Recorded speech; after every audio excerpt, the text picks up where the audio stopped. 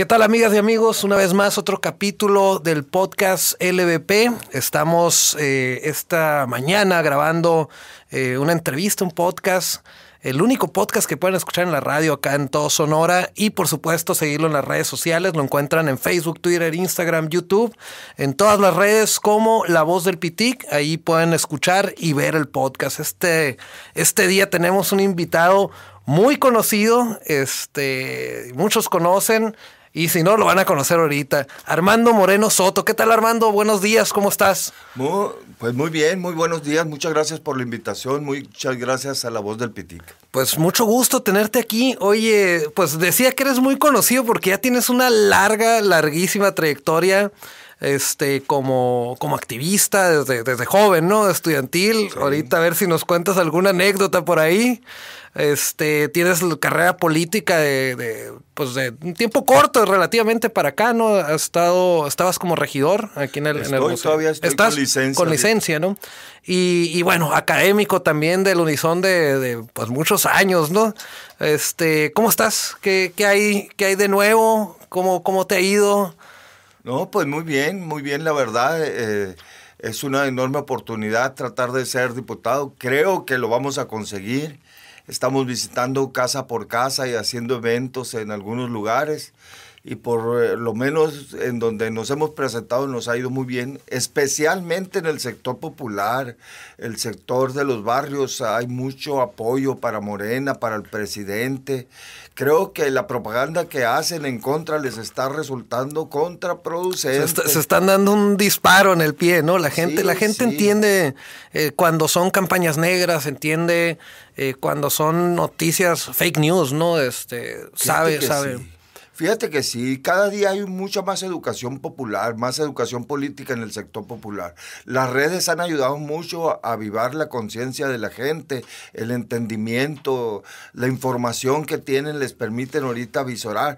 Y obviamente, pues dicen, por ejemplo, los argumentos que te usan. Quieren que 2 años el presidente resuelva lo que ellos no pudieron resolver en 70 y además con la pandemia encima. Pues no. Entonces eso provoca que en lugar de haber estado haciendo una propaganda propositiva, hacen una propaganda negativa, y eso golpea al revés. Es un bazucazo. Ok. Oye, bueno, eso es ahorita, ¿no? Lo estamos viendo, las redes sociales, vimos el impacto que ha tenido durante muchos años para acá, pero cuéntanos un poco de tus tiempos cuando no había redes sociales y eras activista. Cuéntanos un poco de eso, y ahorita vamos a la parte que nos cuentes de hoy, que eres candidato por el Distrito 9 local aquí en Sonora. Bueno, pues yo me inicié hace más de 50 años en la política, ¿no? Uh-huh. Yo fui activista del movimiento estudiantil de 1970-73. Ahí me enamoré de la política, encontré una identidad juvenil, y ha sido una pasión tremenda que me ha costado a veces duros golpes en la vida, y que a veces me han doblado, pero nunca me he quebrado, ¿no? Okay. Entonces ahí participé en el movimiento ese estudiantil universitario del 70-73. Prácticamente fui el primer activista de la preparatoria central. Yo armé el grupo de activistas de la preparatoria, que con el tiempo fue el más numeroso, ¿no? De ese movimiento salió la ley 103. A mí me tocó participar en la comisión mixta, 3 alumnos, 3 maestros por cada una de las escuelas que hicimos el anteproyecto de ley. Y la anécdota es, bueno, ahí al final nosotros cometimos un error fatal que nos costó la desaparición de la Federación de Estudiantes de la Universidad de Sonora, las preparatorias, y nos costó mucho. ¿Cuál fue ese error? Resulta que cuando hicimos la propuesta de ley orgánica, uh-huh, y la enviamos al Congreso, el Congreso llamó a consulta, ¿verdad?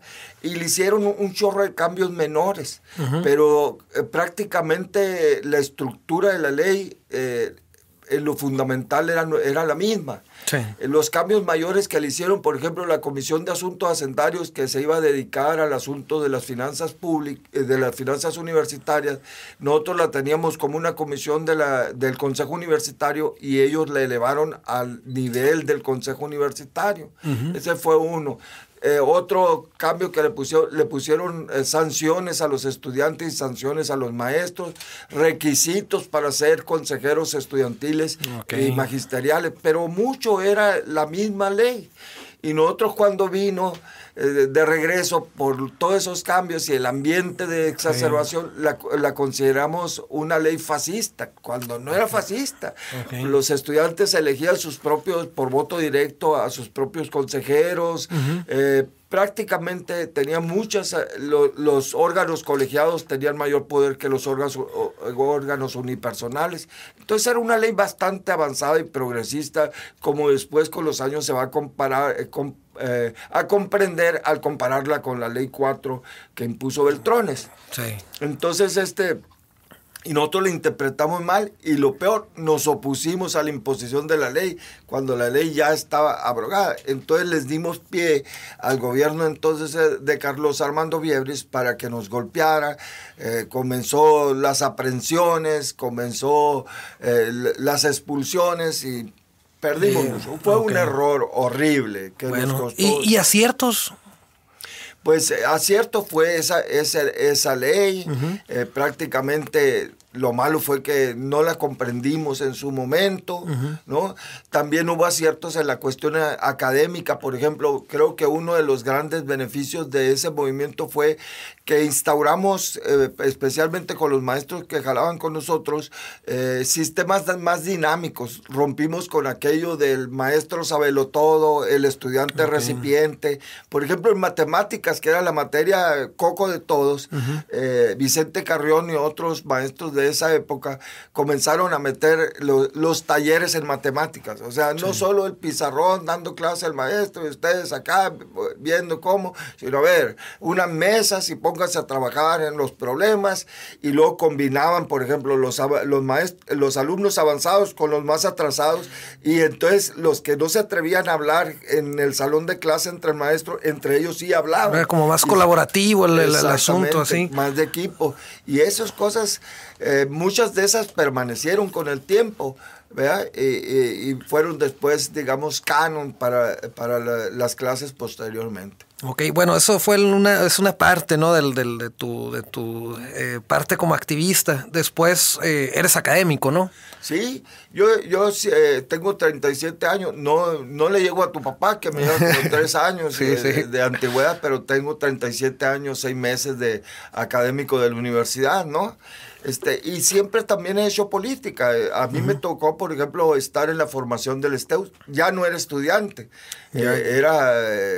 pero me reconoce la gente que formó el STEUS como alguien que colaboró con ellos. Incluso aparezco en la película ahí de la formación del STEUS hablando en la Plaza Zaragoza. Y me aventé. Seguí siempre con no profesionalmente, sino por pasión, siendo político. Toda mi vida he sido, creo que me voy a morir siendo político, en el sentido ese de una pasión, un gusto por la política, un gusto por participar en las cosas que a mí me interesan, que creo que son en beneficio de la comunidad, ¿no? Siempre lo he hecho. Apoyé cuando la lucha del Citral, apoyé a los que estaban encabezando la lucha del Citral. Cuando estuvo lo del ABC, apoyamos a los del ABC. Ahí desde Economía se armó mucho el apoyo al ABC inicial.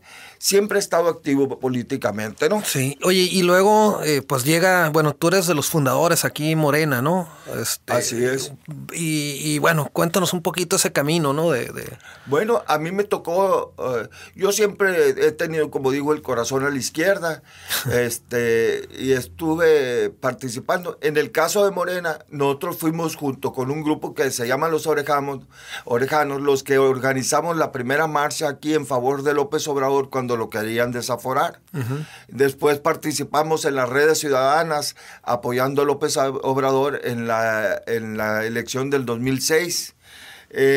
Igual en el 2012 anduvimos metidos, me tocó ser RG, representante general, tener varios grupos en la defensa del voto. Y ya cuando íbamos a formar Morena, a mí me tocó presidir el Comité Ejecutivo Municipal de Morena. Yo era el presidente, el que ahorita coordina mi campaña, Isidro Leiva era el secretario, y otros estaban ahí, el Pollo Medina, etcétera. Armamos... ya formado el partido, me tocó estar en la formación del partido, organizar las idas a Obregón para llenar en la segunda ocasión los requisitos de ley para formar. Ya en el siguiente periodo fui el secretario de Educación, Formación y Capacitación Política del Comité Ejecutivo Estatal, que presidía precisamente el doctor Alfonso Durazo. Y ya en la elección del 2018... pues iba a ser diputado, pero como estaba de coordinador de una maestría, estaba de coordinador de una maestría y en marzo me dijeron del 2018, esta maestría la vamos a cerrar, tienen que aventarse otra, y tenía hasta junio, julio para terminarla. Entonces ya dije, no, pues no tengo dinero ni tengo tiempo, ¿para qué me hago? No me gusta navegar de muertito, ¿no? Y pues me bajé ¿no? Pero me tocó ser regidor. Sí, y ahí como regidor presidí la Comisión de Seguridad Pública y Tránsito y por ende también la Comisión de Orden, Justicia y Promoción de la Policía. Ok, sí, bastante reconocido ahí tu trabajo, ¿no?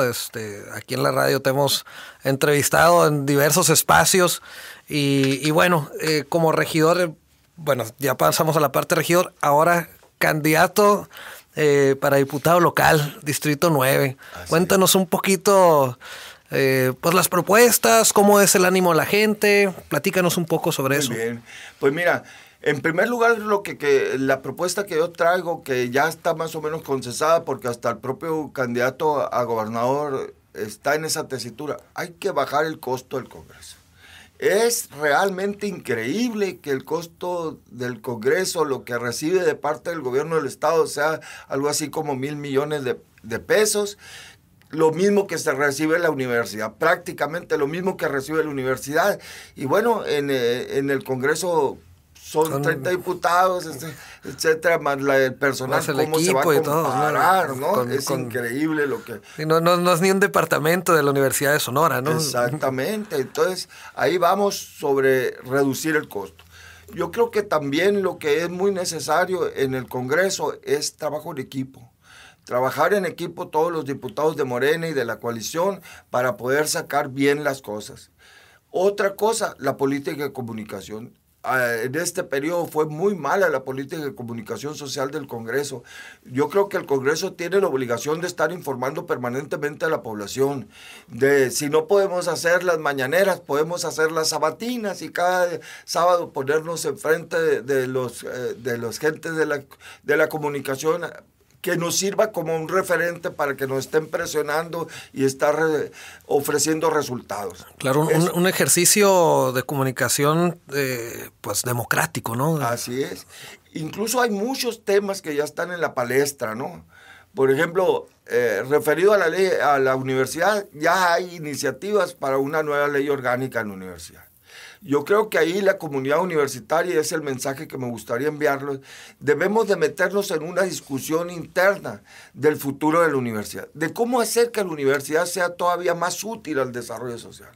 Yo parto de que la universidad tiene muchos recursos humanos, una gran cantidad de recursos humanos que están desaprovechados. Y por otro lado, en la sociedad hay muchas necesidades que no se pueden satisfacer fácilmente y que la universidad los tiene.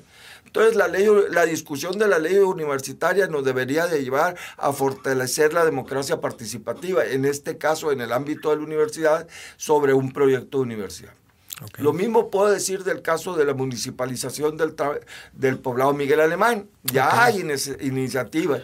Yo creo que otra vez es fortalecer la democracia participativa, haciendo que la gente del poblado discuta los pros y los contras, porque no es fácil. Exactamente, ser un municipio, ¿no? Es una maquinaria con muchas piezas y engranes que tienen que funcionar, ¿no? Así es. Y tienen que reconocerlo, porque no es así, que el Congreso apruebe una ley de municipalización y ya. No, es que se pongan a estudiar, que se pongan a discutir los pros, los contras, para que si lo deciden y el Congreso lo decide también, pues sepan a lo que se van a enfrentar de una vez.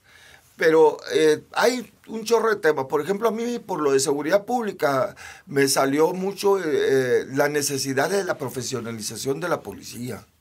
Okay. Hay un problema muy, muy serio en la profesionalización de la policía. Por ejemplo, te voy a platicar una experiencia que acaba de pasar en la Comisión de Honor de la Policía. Sí. Casi siempre los exámenes de grado, donde se otorgan los grados de la policía, se vendían. Y se vendían en 60,000 pesos, por ejemplo, era lo típico. Y así, pues un policía que tiene 60,000 pesos está raro, ¿no? Es difícil. Digo, es porque el sueldo promedio son que 8,000 pesos más o menos, ¿no? Claro. Entonces, y cómo básicamente los apoyaban los maloras, ¿no? Y entonces así, el que tenía grado lo ponían en ciertas posiciones y ya estaba a favor de la maña, ¿no? Entonces, o se otorgaban discrecionalmente tú y tú. Entonces nosotros nos propusimos hacer un examen como debe ser. Y mira los resultados. Se solicitaron grados 407 elementos para 77 posibilidades. Okay. De los 407, cuando se hizo el primer cernimiento ahí con respecto a quienes cumplían con los requisitos de la convocatoria, quedaron 241. Okay. Esos fueron al primer examen, que era físico, recorrer 5 kilómetros en 40 minutos o menos. ¿Ya? Y quedaron 191. Okay. Y cuando hicimos el examen de conocimientos de la carrera policial, que lo hicimos en la universidad para que no hubiera grilla, para que ahí mismo iba a salir cuánto obtuviste. Ajá. ¿Sabes cuánto pasaron? ¿Cuántos? 5. 5 de 70. Pero de 77 posibles. Okay. O sea, de las 77 solo se ocuparon 7. Ah, ok. 5. 5. Ok. Entonces, pero tú dices, pues qué mal preparado. Sí, pero no es problema de los policías. Claro, no es culpa de ellos. Exactamente. No, es la falta. Digo, creo que es un problema que se ve ahorita, de un problema ya sistemático, ¿no? De que siempre ha sido de una manera. Entonces, el ajustar las piezas, pues te vas dando cuenta de esas cosas, ¿no? Entonces, digo, esta sería una de tus propuestas también como claro, en el Congreso, ¿no? De tratar de meter este asunto de la profesionalización. La profesionalización de la policía. Es que fíjate, ahorita para ser policía te piden preparatoria y un semestre en el CISPES, en la Academia de Policía, ¿no? ¿Cómo en 6 meses vas a preparar un policía? Cuando, por ejemplo, yo comparo con las trabajadoras sociales, cuando antes eran técnicos universitarios, era la preparatoria de 3 años. Y yo les pregunto a la gente, ¿qué necesita más formación? ¿Una trabajadora social o un policía? Yo aseguro que el policía, porque es casi un trabajador social en una parte. Debe ser alguien que conozca la psicología, debe ser alguien que maneje por lo menos el derecho respecto al campo de su acción. Es un tipo que debe estar preparado físicamente, es un tipo que debe saber el manejo de las armas.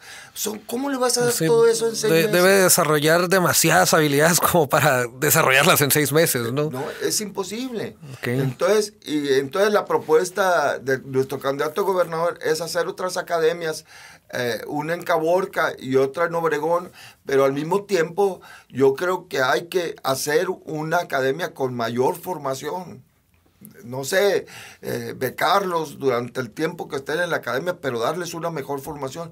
Hay muchos ejemplos de la falta de formación. Otro tema que traemos ahí es la llamada justicia de barandilla. O sea, un sistema más de justicia en 2 cambios fundamentales. En lugar de ser solo por escrito, que sea oral, ¿no? Creo que ya habían instalado o había un programa piloto de eso, ¿no? Ajá. Sí. Y está la propuesta del municipio, a partir también de la Comisión de Seguridad, hacia el Congreso. Y está a nivel federal ya aprobado. Falta aquí aterrizarlo a nivel estatal. Okay. Esa es otra cosa. Hay que cambiar el sistema de justicia. La justicia está muy corrompida. Ahora andan muy...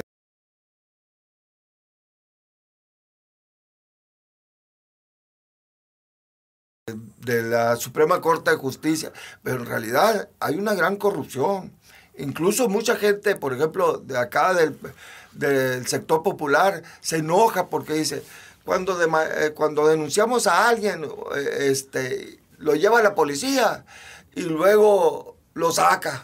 Ahí anda dando la vuelta otra vez. Sí, le llaman la puerta giratoria, Ajá. ¿no? Pero lo que no saben, le echan la culpa al policía municipal. Lo que no sabe que es en realidad el Ministerio Público, el juez, los que tienen la puerta giratoria, ¿no? Okay.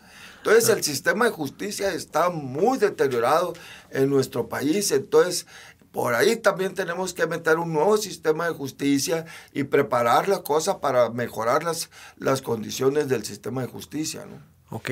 Oye, otra propuesta, otro tema que traigas ahí en la cancha, ¿no? La reasignación de los presupuestos, mira. Si tú te das cuenta, el presidente de la República, sin endeudar al país y sin subir los impuestos, logró hacer una serie de programas sociales. O sea, el dinero que se les da a los adultos mayores, las becas que se otorgan, los apoyos a los discapacitados, sale de dos fuentes: del combate a la corrupción y de ajustar el presupuesto, de evitar que la alta burocracia genere un dispendio. De ahí está saliendo el dinero. Okay. Yo me acuerdo mucho que cuando López Obrador hablaba en el 2006, decía que él había sacado el programa para a los adultos mayores de un ahorro de 10 mil millones de pesos que logró hacer en la Ciudad de México, a partir de esas dos cosas: combatir la corrupción y el dispendio. O sea, y ahora lo está haciendo. Quiere decir que si la economía del Distrito Federal, de la Ciudad de México, perdón, es algo así como el 10% de la economía nacional, y la economía de Sonora es el 2% de la economía nacional. Quiere decir que por ahí, entre la corrupción y el dispendio, se nos están yendo algo así como unos 2 mil millones de pesos, ¿no? Entonces, el Congreso es el que logra reasignar los presupuestos, eficientar el presupuesto, o sea, nosotros partimos mucho de la idea de que este país no es un país pobre, es un país empobrecido. Y diría que el mismo estado de Sonora no es un estado pobre, es un estado empobrecido, ¿no? Que debería estar en mucho mejor situación si combatimos la corrupción y el dispendio gubernamental. Entonces, en ese sentido, también vamos por ahí. Y hay muchas más cosas que tenemos ya en el pandero. Por ejemplo, platicando con los artesanos de ahí del poblado Miguel Alemán, los artesanos del Palo Fierro, nos dicen, estaban muy angustiados, ¿no? De que hay una escasez de la materia prima, en primer lugar por la sobreexplotación del palo fierro, sí. Y en segundo lugar porque los grandes terratenientes, los grandes están exportando el palo fierro. Okay. Entonces, no hay una regulación. No hay una regulación, ¿no? Entonces ellos pues ven el negocio y dicen, si de venderlo aquí el palo fierro a una cantidad, lo vendo a China o a Japón en el 3 o 4 o 5 veces más, pues lo vendo a China o a Japón. Pero no se dan cuenta que eso afecta de alguna manera a gente, a los artesanos que son además típicos de aquí. Esa es otra cosa. Okay. Otra cosa que traemos en la palestra es el problema de la ley del transporte. Nosotros hicimos una iniciativa que también metimos en el Congreso a través de Chaira, del diputado Chaira, sobre una ley de movilidad. Okay. Si hay una ley violada en el estado de Sonora, es la ley del transporte. No hay, o sea, de a tiro se pasan en las violaciones a esa ley. ¿Por qué? ¿Qué exactamente? Pues, por ejemplo, el caso, yo respeto mucho a la gente que busca un trabajo por las aplicaciones y pues todo el mundo dice las aplicaciones, pero las aplicaciones son ilegales, ¿no? Son ilegales en dos sentidos. La ley del transporte dice que todo aquel que dé un servicio público debe tener una concesión. Sí. Y las aplicaciones no tienen concesión. Ahí creo que la parte donde tienen el escudo para seguir operando es que son de privado a privado, ¿no? Un servicio privado. Argumento, pero es un argumento inválido, porque en realidad es un servicio público. ¿Quién está detrás? Es como si dijeras, el servicio del taxi también es privado porque es un señor que tiene una concesión privada y le da un servicio a un privado. Es lo mismo. Okay. Pero no es así. Y luego, si fuera poco, la ley de inversiones extranjeras dice que todo el servicio público debe estar en manos privadas. Por ejemplo, ahí van dos. O, por ejemplo, lo que les hicieron a los transportistas urbanos, ¿no? Uh-huh. Dice la ley que las concesiones, que nadie puede tener más de 3 concesiones. Y aquí les dieron a 2 empresas, que además parece son el mismo dueño, todas las concesiones, por ejemplo. Ajá. Y además afectaron feamente a esa gente. ¿Y cuáles serían las propuestas así puntuales en ese sentido del transporte? En primer lugar...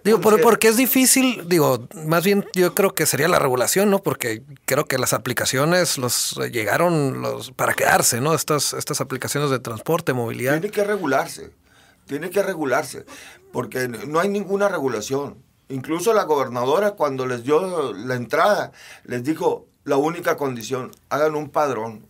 Ve a preguntar a la dirección del transporte si tienen un padrón. No se sabe. Y eso mete mucho ruido, puede haber inseguridad, como ya se ha detectado en algunos casos, porque no hay regulación, ¿no?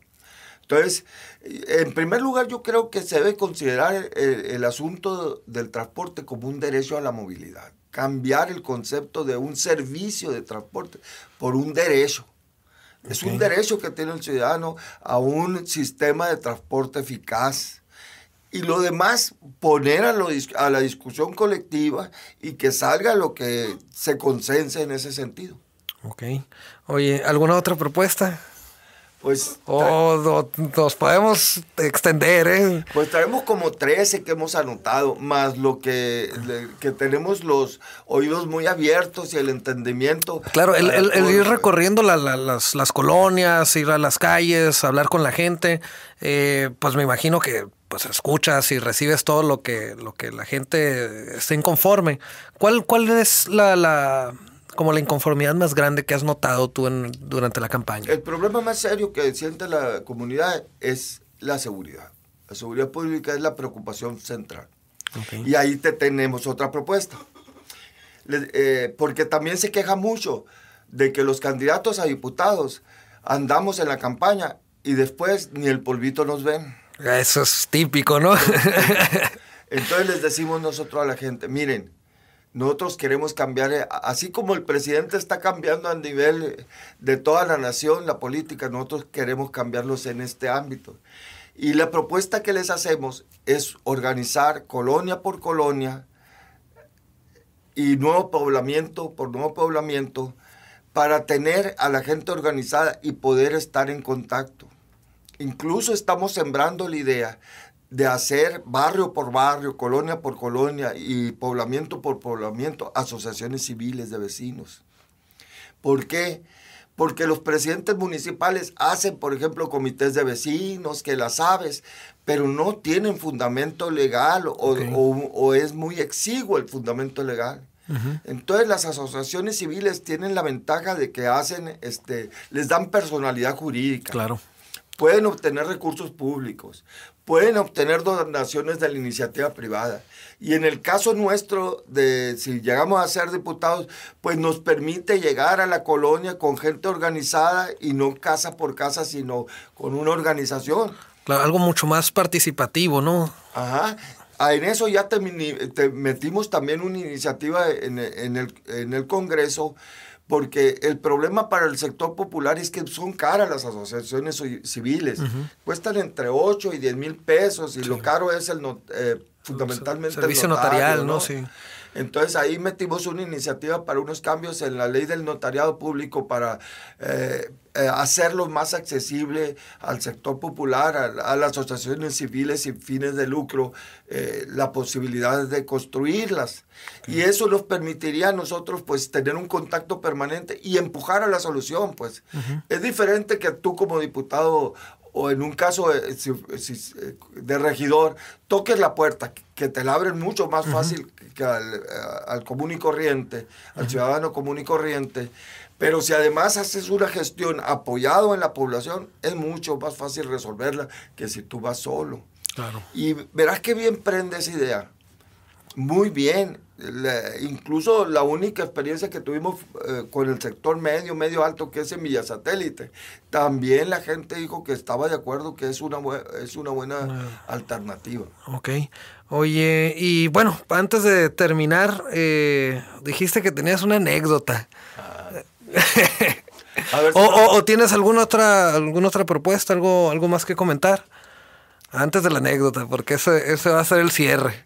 Pues otra propuesta, pues ahorita se me borró la cinta, ¿no? Pero digamos, más o menos es la idea, ¿no? Okay. Sí, seguridad, educación, justicia, organización, ¿no? Organización de la ciudadanía, ¿no? De la sociedad civil. Sí. Okay. Incluso nosotros tenemos una frase en Morena que dice, solo el pueblo organizado puede salvar al pueblo. Y entonces yo les digo, a ver, preséntenme al pueblo organizado. Okay. Y si te fijas, es uno de los problemas que tiene México, no tiene ciudadanía. Tantos años de vivir en dictadura hizo que la gente no entendiera el concepto de ciudadanía, de participación, de luchar por los derechos y también tener claras las obligaciones como ciudadano. No la tenemos. El caso más patente, y ahí puede salir otra iniciativa, es el problema de la basura. Cada ratito nos llegaban, oye, en las carretas, por ejemplo, la basura, y ahí va. Había un funcionario público muy bueno, muy eficiente, que es Norberto Barraza, ¿no? Y ese luego nos atendía. Pero resultaba que levantábamos la basura y antes de un mes estaba de nuevo tirándose basura en el mismo lugar, pues. Entonces, eso es parte de la falta de formación de la gente como ciudadano. Y solo la organización de la ciudadanía puede realmente dar frutos en ese sentido, ¿no? Entonces, así está. Okay. Ahí va otra iniciativa. Posiblemente haya que elevar las cargas de castigo para los que tiren basura, o hacer una modificación en el sentido de que... crear conciencia, ¿no? De la importancia de estos asuntos, ¿no? Sí, es crear conciencia, campañas, que eso le correspondería al Ejecutivo, y en nuestro caso ver la posibilidad de mayores sanciones o alguna forma. Ahí todavía no tengo claro cómo entrarle. Sí sé que de las sanciones y de la campaña, pero algo más que pudiéramos hacer, tal vez nos lo dé la ciudadanía ya consultándola al respecto. Claro. Oye, pues cuéntanos la anécdota que dijiste que tenías para contar. No, pues fíjate que cuando ya estábamos en la derrota del movimiento del 70-73, me tocó estar en el mitin último, ¿no? Como orador. Entonces estaba rodeada, todo enfrente estaba rodeada la Universidad de Policía, ¿no? Y era un mitin muy pequeño, como de unos 200 gentes, ¿no? Entonces me acuerdo que estaba hablando, y bueno, yo siempre cuando hablo en público veo a todos y no veo a nadie. Pero enfrente de mí estaba una señora con una cara de angustia tan tremenda que jaló mi mirada, y al rato ya terminé el discurso casi llorando, ¿no? Entonces, pues estábamos sitiados y cómo salir de la universidad, ¿no? Sitiados por la policía. Por la policía, ¿no? Estábamos bien sitiados, ya algunos ya se habían acelerado la cuestión de la guerrilla, y pues ya estaba el ambiente muy tenso, muy feo, ¿no? Muy feo. Entonces, me había puesto de acuerdo con Jesús Larios, ¿no?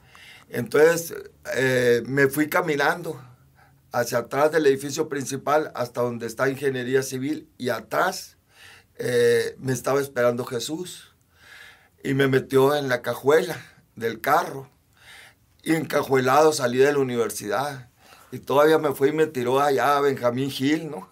Allá me bajó, y ya me fui yo a refugiarme al pueblo de mi mamá, y que esconderme, ¿no? Entonces me acuerdo mucho de esa anécdota, ¿no? Es una, y ahí te va una más curiosa, ¿no? También en ese ambiente de terror, ¿no? Estaban en la casa del Chapo Romo, no del Chapo que acaba de morir, sino del papá, el que era promotor de box, ¿no? Sí. Ahí en la García Morales, en el centro, ¿no? Y estaban, entre otros, el Chino Araiza ya muerto, que era un intelectual tremendo, el negro Muñoz, que también acaba de morir, y uno que con el tiempo se volvió loquito, ¿no? Entonces, estaban en la casa del Chapo, y de repente vieron una luz, y el Pancho Godínez sacó una carabina y dijo, ahora sí, negrito, ahora sí nos vamos a enfrentar, ¿no? Y que era una barredora, cabrón.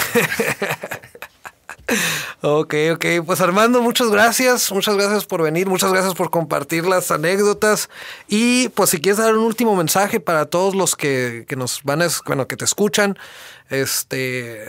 para alentarlos a tu apoyo, ¿no?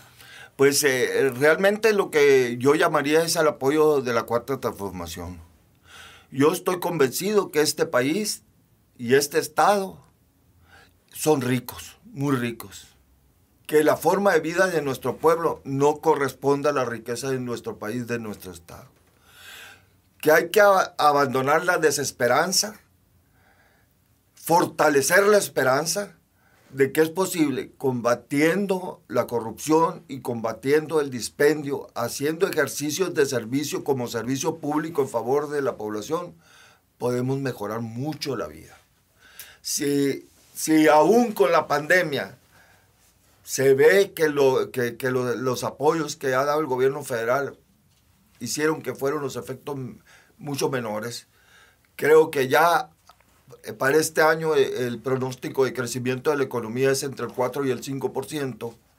Lo bueno es que no se hundió el mundo en una depresión de largo alcance, sino es en V, y eso nos va a permitir, al final de este sexenio, estar encaminados a un mundo mejor.